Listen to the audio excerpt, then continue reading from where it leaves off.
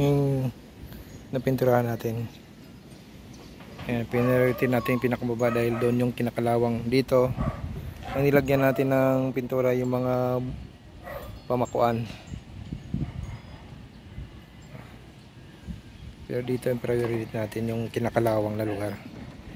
Pero dadagdagan ulit natin. Naubos na yung pintura natin eh. Yan o, isang ganun. Dito tayo ngayon sa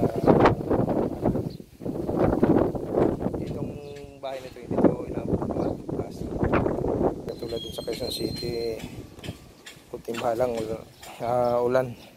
Bahan na kagad dito. Ito yung mga kapitbahay natin. Kinakalawang yung mga bubong nila. Kaya minarapat natin unahan yung kalawang. Yan, dito wala pa oh. Yan, wala. Sa bandang baba yung may mga pintura, yan yung may kinakalawang na. Nag-umpisa yung kalawang. Kaya pininturahan na natin ng pambakal. Ito katulad ngayon oh. Yun yung sinasabi ko. Akala mo gold ang yan. Susunod natin pinturahan yan. Pataas. Dahan-dahan lang kasi mahabang oras ang gogol mo dito. Pero maraming pintura. Pambakal. God bless. Ingat po lahat at mabuhay. Sa Katalipera hindi sumama dahil may ginagawa dyan sa Quezon City. Tayo lang dito ngayon. God bless. Ingat po tayo lahat at mabuhay.